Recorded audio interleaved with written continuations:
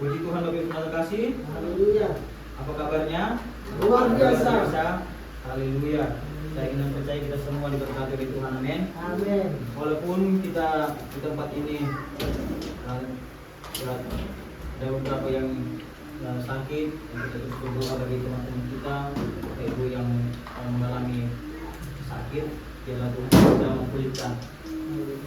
Dan saat ini Bapak Ibu terkasih, kita akan menerima kebenaran firman Tuhan. Saya bersyukur boleh kembali Tuhan percayakan menyampaikan firman Tuhan malam hari ini. Bersyukur kepada Tuhan, bersyukur juga buat Bapak Gembala dan Ibu Gembala yang mempercayakan saya kembali. Dan kita percaya melalui kebenaran firman Tuhan malam hari ini kita boleh semakin dikuatkan, kita boleh semakin diteguhkan, iman kita semakin kokoh dalam Tuhan. Mari kita buka Alkitab kita langsung saja dalam Ibrani pasal yang ke-10. Ibrani pasal ke-10 ayat yang ke-19 sampai yang ke-21. Ibrani pasal 10 ayat 19 sampai 21. 3 ayat yang akan kita baca. Saya akan membacakan ayat yang ke-19, Bapak Ibu ayat 20 dan 21 sama-sama kita membacakannya. Sudah ketemu, katakan amin. Amin. Ibrani pasal 10 ayat 19 sampai 21 demikian firman Tuhan. Judul berikutnya ketekuna. Jadi saudara-saudara, oleh darah Yesus kita sekarang penuh keberanian dapat masuk ke dalam tempat kudus. Karena Ia telah membuka jalan yang baru dan yang hidup bagi kita melalui tabir, yaitu dirinya sendiri. Ayat 21 sama-sama, 1, 2, 3. Dan kita mempunyai seorang imam besar sebagai kepala rumah Allah. Puji Tuhan. Haleluya. Haleluya. Bapak Ibu yang terkasih, tema yang saya angkat pada saat malam hari ini yaitu berani masuk ke hadirat Tuhan. Berani masuk ke hadirat Tuhan. Nah, Bapak Ibu yang terkasih, kita tahu sebagai orang percaya, sebagai pengikut Kristus, doa menjadi sangat penting dalam kehidupan kita. Amin. Doa menjadi utama dalam kehidupan kita sebagai orang-orang yang percaya, sebagai orang-orang yang bersandar kepada Tuhan. Tetapi pernahkah kita merasa saat kita ingin berdoa, kita merasa tidak layak di hadapan Tuhan? Kita merasa tidak berkenan di hadapan Tuhan. Karena apa? Karena begitu banyak mungkin dosa-dosa yang kita lakukan, begitu banyak mungkin pelanggaran yang kita lakukan. Kita bertanya dalam pikiran kita, apakah Tuhan mendengar doa-doaku? Apakah Tuhan mendengar seruanku? Sering kita datang kepada Tuhan, tapi kita tidak merasa layak untuk menghadap hadirat Tuhan, untuk berlutut di bawah kaki Tuhan. Saya juga pernah merasakan hal demikian, Bapak yang terkasih. Saya merasa sudah begitu banyak kesalahan, sudah begitu banyak pelanggaran yang dilakukan, sehingga ketika datang kepada Tuhan merasa tidak layak. Tuhan adalah, kita tahu, adalah Tuhan yang sangat sempurna, sangat kudus. Tetapi kita orang-orang yang ada di bumi ini adalah manusia-manusia yang berdosa. Tetapi malam hari ini ada sebuah fakta yang harus kita ketahui, Bapak Ibu yang terkasih. Ada sebuah misteri yang harus kita tahu dan akan kita pelajari malam hari ini. Nah, Bapak Ibu yang terkasih, ketika Yesus disalib, dia mati di kayu salib, dia berkata kepada Bapa, Bapa, kuserahkan nyawaku kepadamu. Bapa, kuserahkan nyawaku kepadamu. Sebab semuanya sudah selesai. Semuanya telah selesai. Sudah berakhir. Sudah lengkap misi penyelamatan Allah di kayu salib. Nah, hari-hari ke depan kita akan merayakan Paskah. Mungkin kalau saya tidak salah ada 2 minggu lagi ya, 2 minggu atau 3 minggu setelah minggu ini kita akan merayakan hari kematian Tuhan Yesus Kristus. Nah, di mana dikatakan Yesus mengatakan di kayu salib sudah selesai sebelum dia mati. Dia katakan, Bapa, kuserahkan nyawaku kepadamu. Sudah selesai, Bapa, kuserahkan nyawaku kepadamu. Saat itu peristiwa ini tercatat di dalam Matius 27 ayat 51. Saat Yesus sudah mengatakan, Bapa, kuserahkan nyawaku kepadamu, maka yang terjadi dicatat dalam Matius 27, tirai bait Allah terbelah menjadi 2. Tirai bait Allah terbelah menjadi 2. Pernahkah kita berpikir apa maksud dari tirai bait Allah terbelah menjadi dua? Mengapa? Apa pentingnya bagi kita? Apa pentingnya penulis menuliskan hal itu di dalam kitab Matius pasal ke-27? Nah, karena cuma satu ayat dicatat. Nah, seringkali kita tidak memahami tentang hal-hal yang demikian. Mari kita akan pelajari malam hari ini, terima kasih. Sedikit kita boleh balik ke perjanjian lama, di mana kita tahu bahwa sketsa tabernakel itu terdiri dari halaman, ada gerbang, ada meja pertukaran, ada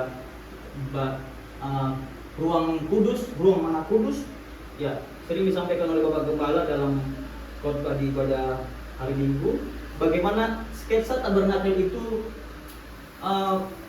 sudah digambarkan, sudah dicatat di dalam perjanjian lama. Dan saat itu Yesus berkata, sudah selesai, maka tirai yang berada di dalam bait Allah terbelah menjadi dua bagian, yaitu tirai memisahkan antara ruang kudus dengan ruang maha kudus. Dan perlu kita ketahui bahwa tirai itu cukup besar ukurannya, tingginya 18 meter, lebarnya 9 meter. Jadi ya sangat tinggi, pemisah antara ruang kudus dan ruang maha kudus. Nah, kalau kita belajar tentang sketsa tabernakel ini, bahwa yang bisa masuk ke ruang maha kudus itu hanyalah imam. Saat itu imam yaitu Musa dan Harun, abangnya Musa. Hanya itu yang bisa masuk ke dalam ruang maha kudus. Tidak ada orang yang bisa masuk ke situ. Ketika seseorang mencoba masuk, maka dia akan mati. Dan apa tradisi yang ada pada saat itu, pada bangsa Israel pada saat itu, ialah dalam satu kali setahun mereka akan mengadakan yaitu tradisi suatu perayaan yang disebut Yom Kippur, atau perayaan untuk penebusan dosa. Jadi ketika seseorang berbuat dosa, cara untuk menebus dosanya itu ia harus datang ke Yerusalem, dia harus datang ke dalam satu kali setahun ke perayaan Yom Kippur namanya, untuk menebus dosa. Bagi orang-orang kaya, dia akan membawa lembu. Bagi perekonomiannya menengah, dia akan membawa kambing domba. Bagi orang miskin, dia akan membawa burung merpati ke dalam bait Allah, untuk mereka menyerahkannya kepada imam, dan imam menyembelih korban itu dengan tujuan supaya tertumpahkanlah dosa mereka kepada domba itu. Dan imam itu membawa ke ruang maha kudus, dan hanya Musa dan Harun lah yang boleh membawa, imam besar yang bisa membawa korban itu. Kemudian dipercikanlah darah itu dengan api, dan korban itu, dan Allah menyambar, ataupun api Allah menyala di situ, dan Allah menerima korban itu. Dan itu dilakukan setiap tahun selama sepanjang umur hidup umat Allah atau bangsa Israel. Nah, Bapak Ibu terkasih, imam besar Musa dan Harun pun ketika ia masuk ke dalam ruang maha kudus, kakinya harus diikat dengan tali, dan ada lonceng di kakinya. Supaya apa? Ketika ia masuk ke dalam ruang maha kudus, maka ketika lonceng itu tidak berbunyi, itu menandakan bahwa imam itu sudah mati. Karena apa? Hanya orang-orang yang kudus, hanya orang-orang imam-imam besar yang bisa masuk ke dalam bait Allah itu, ke dalam ruang maha kudus itu. Dan kita melihat di sini dikatakan tadi, saat kematian Yesus, tabir itu terbelah dari atas ke bawah, bukan dari bawah ke atas ya, tapi dari atas ke bawah. Ini menandakan apa? Bahwa ia membelah. Ini menandakan bahwa yang membelah ini adalah karya Tuhan sendiri. Tangan Tuhan sendiri yang mengoyakkan tabir dari ruang kudus ke ruang maha kudus. Nah, saudara-saudara terkasih, Bapak Ibu saudara terkasih, tradisi Yahudi mencatat tirai ini tidak bisa dirobekkan oleh siapapun. Karena apa? karena selain dia besar dan lebar, tebalnya kurang lebih setelapak tangan orang dewasa, sekitar 10 cm. Ya, kita mengoyakkan sehelai kain saja butuh tenaga yang sangat kuat ya. Tidak bisa mengoyakkan contohnya ulos yang tebal, kita koyakkan dengan tangan kita tidak bisa.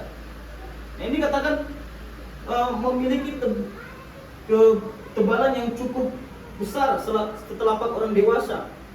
Nah, bagaimana mungkin manusia bisa mengoyakkan kain yang tebal?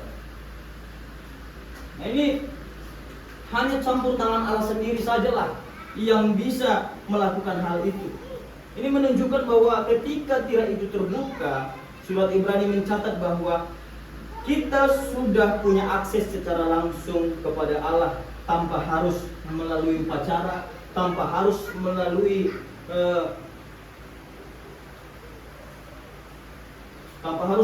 peraturan-peraturan yang dibentuk oleh agama-agama Yahudi pada saat itu. Ini menandakan bahwa yang tadinya kita mempunyai batasan dengan Allah, yang tadinya kita memiliki gap ataupun pembatas dengan hubungan kita dengan Tuhan, tetapi saat kematian Yesus di kayu salib, bahwa itu sudah selesai, bahwa itu sudah terbuka. Kita memiliki hubungan kapanpun dan dimanapun kita bisa datang untuk menghadap hadirat Tuhan. Amin. Nah, di dalam ayat ini kita melihat Ibrani 10 ayat 19. Mari kita buka Ibrani 10 ayat 19. Masih di perikop kita yang tadi, terima kasih. Ibrani 10 ayat 19. Jadi saudara-saudara, oleh darah Yesus kita sekarang penuh keberanian dapat masuk ke tempat kudus. Dapat masuk ke tempat kudus.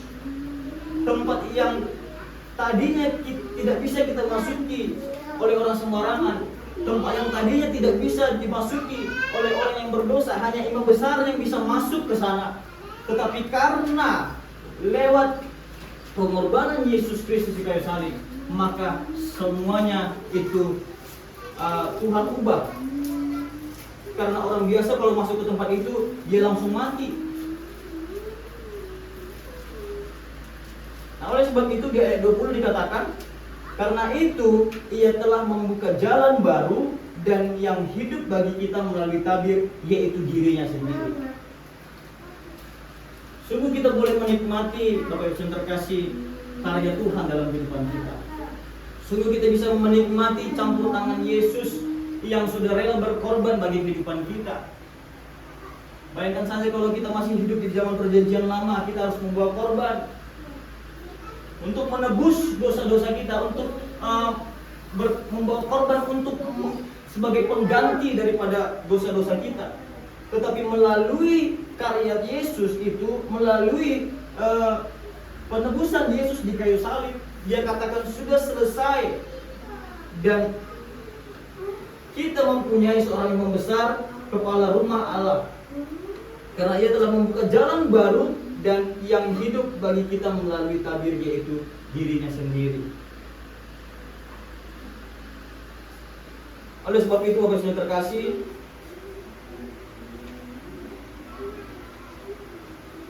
jadi kita tidak perlu lagi ada dalam pemahaman kita yang membuat kita tidak layak di hadapan Tuhan. Sering kita terjebak dalam pemahaman demikian. Apa yang harus kulakukan supaya aku merasa layak di hadapan Tuhan? Apa yang harus kuperbuat supaya aku berkenan di hadapan Tuhan?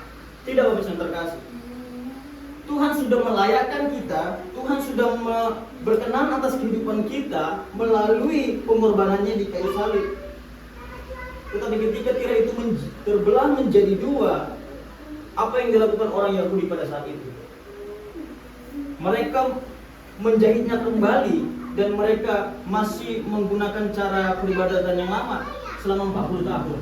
Dan setelah 40 tahun akhirnya Tuhan murka dan Tuhan menghancurkan bait suci itu melalui pemerintahan Romawi pada saat itu tahun 70 Masehi. Dari hal ini kita belajar Bapak yang terkasih. Seringkali kita sama dengan orang-orang Yahudi. Kita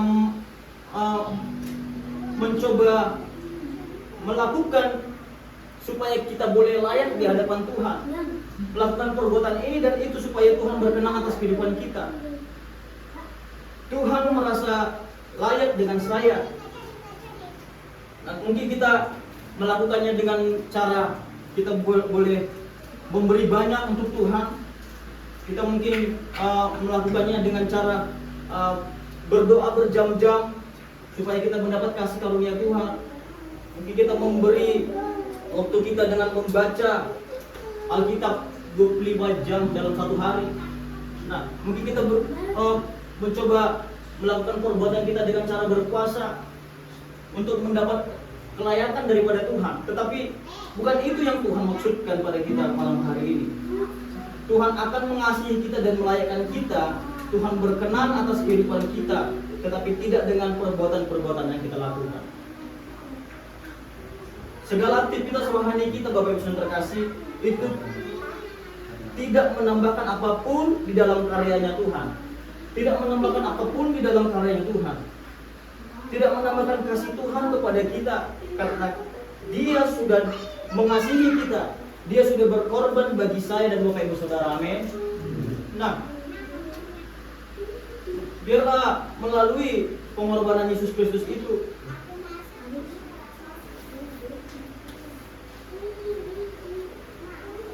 jadi kita perlu belajar bahwa dengan tinggal di dalamnya, dengan tinggal di dalam Yesus, dengan kita punya akses langsung menghadap hadiratnya, tidak lagi dengan perbuatan apa yang kita lakukan supaya kita berkenan di dalam Tuhan. Tetapi ketika Yesus sudah mengorbankan dirinya, dimanapun, kapanpun, dan bagaimanapun keadaan kita, kita sudah punya akses langsung dengan Tuhan. Kita sudah punya akses langsung menghadap hadiratnya. Amin. Nah, tidak ada lagi penghalang bagi kita untuk memanggil Dia Bapa. Tidak ada lagi penghalang bagi kita untuk memanggil Dia Bapa kita. Kita boleh datang kepadanya setiap hari. Kita boleh datang kepadanya bersekutu. Mungkin di dalam pekerjaan kita, mungkin di dalam keseharian aktivitas kita. Tidak hanya di hari Minggu kita bisa datang kepada Tuhan, tetapi setiap hari, setiap waktu kita bisa datang kepada Tuhan. Amin. Jangan mau diintimidasi oleh si jahat, si iblis. Kau sudah menipu hari ini, engkau tidak pantas. Kau berdoa hari ini, enggak pantas engkau melayani Tuhan, enggak pantas engkau melayani datang ke hadirat Tuhan. Jangan mau terintimidasi oleh kuasa si setan. Saudara, penghalang kita dengan Bapa itu sudah dirobek dengan penebusan Kristus. Itu sudah dikoyakkan dengan penebusan Kristus. Oleh sebab itu, mari kita datang dengan sikap yang benar. Setiap hari datang kepada Tuhan. Kalau saudara mengerti tentang kebenaran ini, maka sudah otomatis kita akan menjaga diri kita untuk tidak jatuh dalam dosa. Amin. Kalau kita sudah mengerti pemahaman ini, buah yang ada yaitu kita sudah menjaga diri kita untuk tidak terjerumus dalam dosa. Kita tidak menjaga diri kita untuk tidak jatuh ke dalam dosa tipu muslihat. Bukan lagi kita berusaha melakukan beribu macam cara kebaikan agar Tuhan menaikkan kita. Tetapi sesungguhnya Tuhan sendirilah yang sudah bekerja atas kehidupan kita. Tuhan sendiri yang sudah memampukan kita. Dan sekarang kita punya tugas, Bapak Saudara terkasih. Setelah kita mau menerima kebenaran firman Tuhan ini, setelah kita tahu tentang kebenaran ini, Tuhan memberikan tugas bagi kita di ayat 22, kita baca. Masih di perikop yang sama, ayat 22.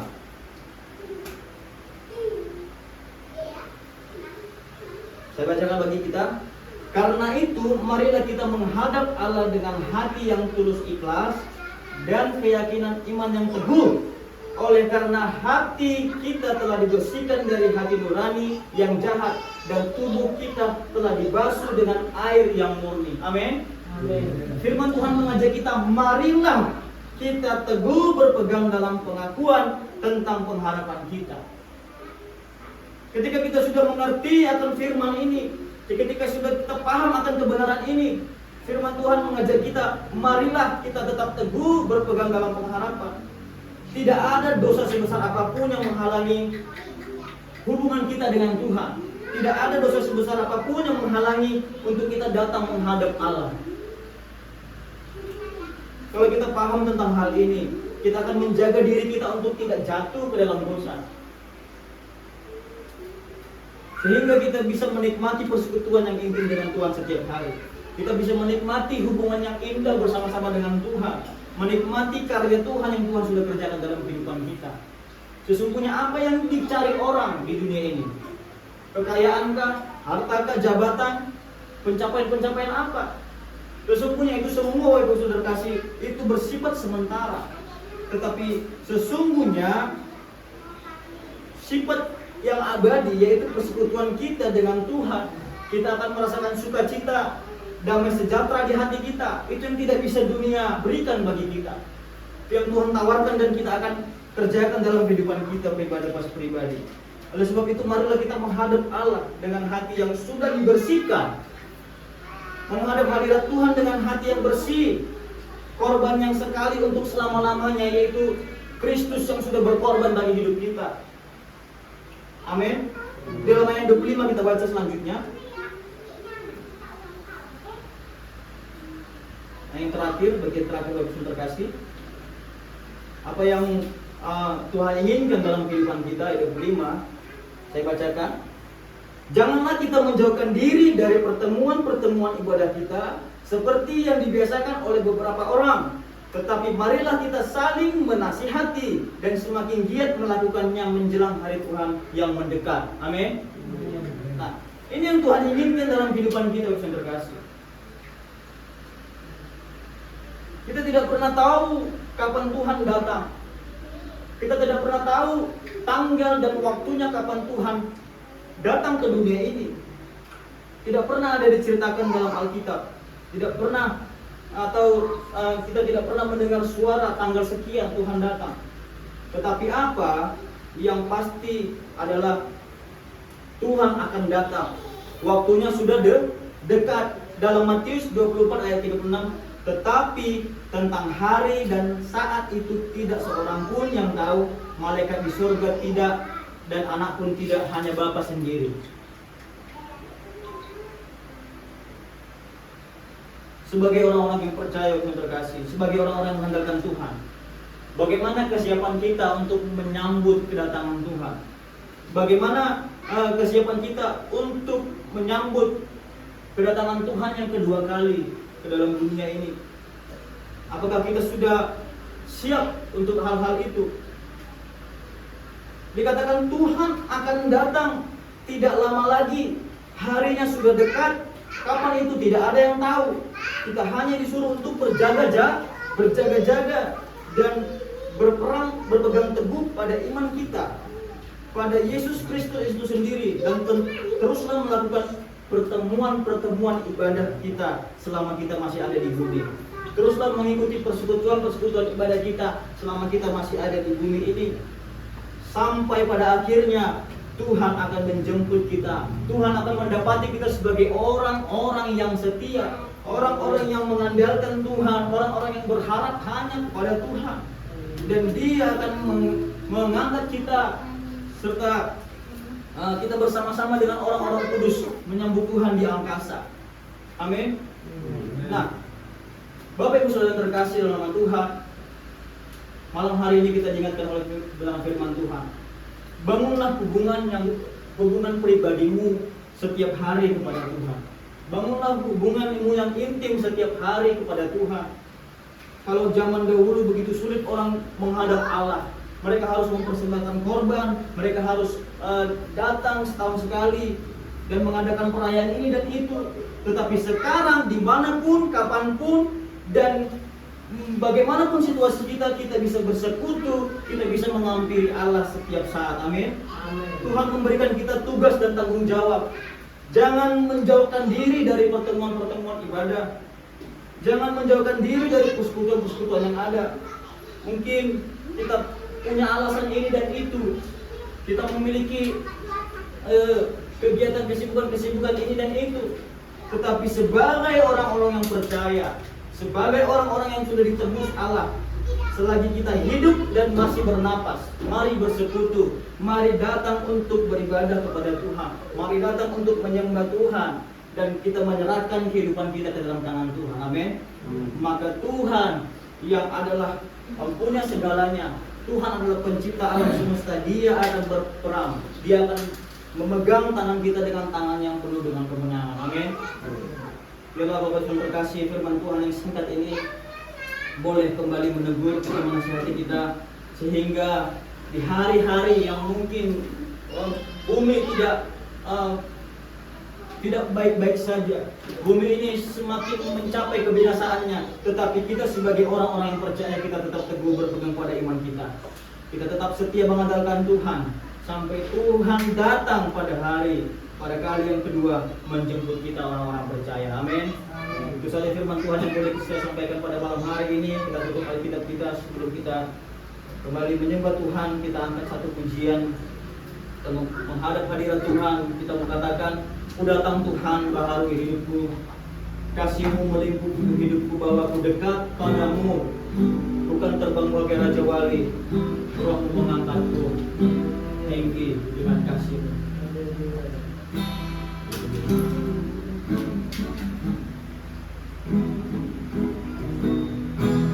Ku datang Tuhan, baharui